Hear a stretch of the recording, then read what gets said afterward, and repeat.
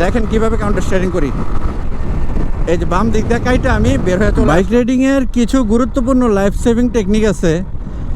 Life saving technique কেন বলা হয়? কারণ এই টেকনিকগুলোর মাধ্যমে আপনি কিছু বিপদের মুহূর্তে আপনি আপনার নিজেকে বাঁচাইতে পারবেন। এই কারণে এগুলোকে লাইফ সেভিং টেকনিক বলে।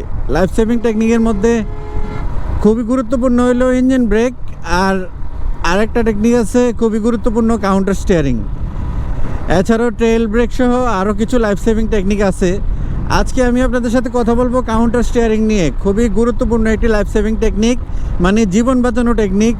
এই টেকনিকটা আপনারা কখন কিভাবে অ্যাপ্লাই করবেন, এই সিচুয়েশনগুলো আমি আপনাদেরকে আজকে ক্লিয়ার করব। আশা করি এর মাধ্যমে কাউন্টার স্টিয়ারিং টেকনিকটা শিখতে পারবেন এবং বিপদের মুহূর্তে আপনি আপনার জীবনকে বাঁচাইতে পারবেন উচ্চ গতিতে। আমরা তো জানি যে আমরা যখন নিম্ন গতিতে বাইকটা চালাই তখন বাইকের হ্যান্ডেল বার আমরা যেদিকে নিয়ে যাই বাইক ওই দিকেই যায়। বাট উচ্চ গতিতে কিন্তু একটু উল্টা, আপনি বাইকের হ্যান্ডেল বার যেদিকে নিতে চাইবেন সেদিকে কিন্তু বাইক যাবে না। আমি একটু যদি শর্টলি আপনাদেরকে বোঝানোর চেষ্টা করি, এই যে যেমন এই যে 20-এর নিচে গতি আছে, আপনি হ্যান্ডেল বার ডান দিকে নেবেন ডানে যাবে, বাম দিকে নেবেন বামে যাবে। বাট উচ্চ গতিতে আপনি যখন চালাইবেন হ্যান্ডেল বার কিন্তু এভাবে ডানে বামে আপনি করতে পারবেন না। আপনি যেদিকে যাবেন ওই দিকের হ্যান্ডেল বার সামনের দিকে হালকা চাপ দিবেন, দেখবেন বাইকটা ওই দিকেই ঘুরতেছে। যেমন এখানে একটা কর্নারিং আছে, এই কর্নারিংয়ে আমি যদি বাইকটা বাম দিকে ঘুরাইতে চাই, এই বাইকের হ্যান্ডেল বার আমি বাম দিকে আস্তে করে চাপ রাখবো, বাইক অটোমেটিক বাম দিকেই ঘুরবে। তো এই টেকনিকটা পাহাড়ে আপনি যখন যাবেন, পাহাড়ে কর্নারিং ঘুরার সময় এই টেকনিকটা আপনি অ্যাপ্লাই করতে পারবেন। যে আপনি যেদিকে মোড় ঘুরবেন সেই দিকের হ্যান্ডেল বারটা সামনের দিকে হালকা এভাবে চাপ রাখবেন, বাইক ওই দিকেই ঘুরবে। আবার যদি আপনি ডান দিকে মোড় হয়, ডান দিকে বাইকের হ্যান্ডেল বারটা ডান দিকে হালকা চাপ রাখবেন, বাইক ডান দিকে ঘুরবে। তো এই জিনিসটাই আপনি আরেকটু অন্যভাবে অ্যাপ্লাই করতে পারবেন। লাইফ সেভিং হিসাবে কিভাবে অ্যাপ্লাই করবেন সেটা হলো, মনে করেন আপনি হাইওয়েতে চালাইতেছেন, সামনের গাড়ি হঠাৎ করে ব্রেক মারছে, আপনি ব্রেকিং ডিস্টেন্স রাখেন নাই, কোনো একটা গাড়ির খুব কাছাকাছি আপনি চালাইতেছেন, সামনের গাড়ি হঠাৎ করে ব্রেক করছে, ওই মুহূর্তে আপনি ব্রেক করে বাইকটা থামাইতে পারবেন না। সবচেয়ে নিরাপদ হয়েছে ব্রেকিং ডিস্টেন্স রেখে বাইক চালানো। বাট কিছু সিচুয়েশনে যদি এমন হয়ে যায় যে নিরাপদ দূরত্ব রাখেন নাই, সামনের গাড়ি ব্রেক করছে, আপনি বাইকটা ডাইনে বামে কাটাইবেন, তখন এই কাউন্টার স্টিয়ারিং টেকনিক অ্যাপ্লাই করবেন। অথবা অনেক সময় দেখা যায় হাইওয়েতে সামনে দিয়ে কোনো মানুষ সামনে এসে হঠাৎ করে আপনার দাঁড়াই গেছে, ওই মুহূর্তে আপনি ব্রেক করে বাইকটা থামাইতে পারবেন না, তখনও কাউন্টার স্টিয়ারিং অ্যাপ্লাই করবেন। অথবা কোনো গর্ত পড়ছে, ছোটো কোনো গর্ত কিংবা একটু বড় সড়ো গর্ত, যে গর্তটাতে পড়লে হয়তো বা আপনি বাইক নিয়ন্ত্রণ করতে পারবেন না, বাট আপনার ডাইনে বামে জায়গা আছে, তখন আপনি কাউন্টার স্টিয়ারিং অ্যাপ্লাই করবেন। কাউন্টার স্টিয়ারিং অ্যাপ্লাই করার পূর্বে আপনাকে যে বিষয়গুলো একটু খেয়াল রাখতে হবে, লুকিং গ্লাসে আপনার পিছনে উচ্চ গতির কোনো গাড়ি আছে কিনা এই বিষয়টা খেয়াল রাখবেন, এবং ডাইনে বামে কোন দিক দিয়ে আপনার জায়গা আছে ওই বিষয়টা আপনি খেয়াল করে কাউন্টার স্টিয়ারিং করবেন। তো কাউন্টার স্টিয়ারিং টেকনিকটা তো আপনি হুট করে চাইলে অ্যাপ্লাই করতে পারবেন না। এটা যখন আপনি প্র্যাকটিসের মধ্যে থাকবেন, সবসময় যখন বাইকটা চালানোর মধ্যে যখন কাউন্টার স্টিয়ারিং অ্যাপ্লাই করবেন, তখন আপনি সহজেই এই টেকনিকটা অ্যাপ্লাই করতে পারবেন। বাট আপনি কখনো অ্যাপ্লাই করেন নাই, আপনি শুধু চাইতেছেন যে বিপদের মুহূর্তে অ্যাপ্লাই করবেন, তাইলে কিন্তু পারবেন না। বিশেষ করে আমাদের দেশের আমরা যাদেরকে ছাপড়ি বলি, যে বাইক কাটায় কুটায় ডাইনে বামে দিয়ে চিপা চাপা দিয়ে বাইক চালায়, এটাও কিন্তু তাদের একটা বিশেষ দক্ষতা। যদিও তারা মাঝে মধ্যে অ্যাক্সিডেন্ট করে, বাট এটা একটা দক্ষতা, কাউন্টার স্টিয়ারিং দক্ষতা। এই দক্ষতা অ্যাপ্লাই করে তারা বাইকটাকে চিপা চাপা দিয়ে কাটায় কুটায় বাইকটা বের করে নিয়ে চলে যায়।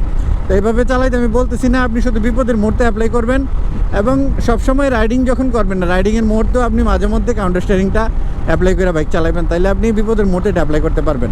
কারণ আপনি যদি এটা আপনার অভ্যাসের মধ্যে না থাকে, মাসেল মেমোরি কিংবা আপনার মেমোরি কিন্তু অটো রেসপন্স করবে না, বিপদের মুহূর্তে আপনি চাইলেও কিন্তু এটা করতে পারবেন না। এই জন্য অনেকেই বলে যে আসলে এভাবে কি কাউন্টার স্টিয়ারিং করা সম্ভব কিনা বিপদের মুহূর্তে, এত কিছু কি মেমোরি কাজ করবে? হ্যাঁ, মেমোরি কাজ করবে তখনই যখন আপনি এটাকে প্র্যাকটিসের মধ্যে রাখবেন সবসময়।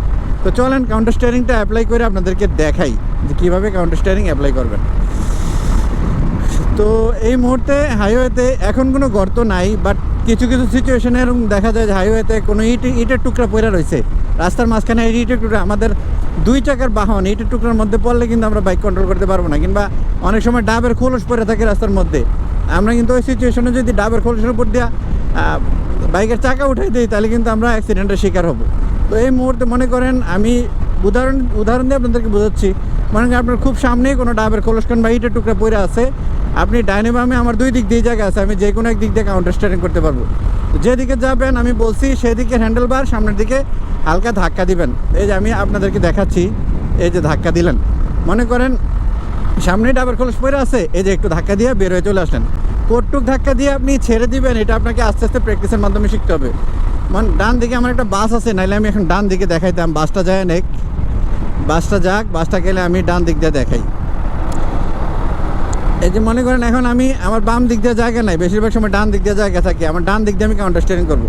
ডান দিকের হ্যান্ডেল বার আমি সামনের দিকে হালকা চাপ দিব, চাপ দিয়ে আমি হালকা চাপ দিয়ে ছাইড়া দিব। এই যে চাপ দিয়ে ছাইড়া দিলাম, মানে আমি এটা টুকরা অথবা ওই জিনিসটাকে আমি কাটায় চলে আসলাম। এই যে বাম দিকে নিলাম, এই যে বাম দিকে চলে আসলাম। তো এটা আস্তে আস্তে প্র্যাকটিস করবেন খোলা রাস্তায়, খালি কোনো স্পটে এটা আস্তে আস্তে প্র্যাকটিস করে আপনি এই কাউন্টার স্টিয়ারিংটা শিখবেন।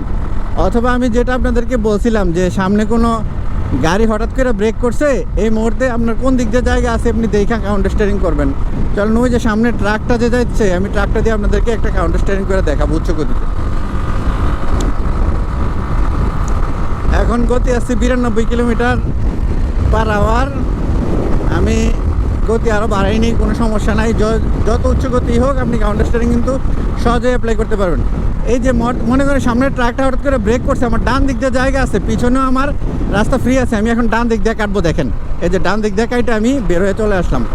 এই বাসটা হঠাৎ করে কোনো কারণে ব্রেক করছে, আমি বাসের বাম দিক দিয়ে কাউন্টার স্টিয়ারিং করবো। দেখেন কীভাবে কাউন্টার স্টিয়ারিং করি। এই যে বাম দিক দিয়ে কাইটা আমি বের হয়ে চলে আসলাম।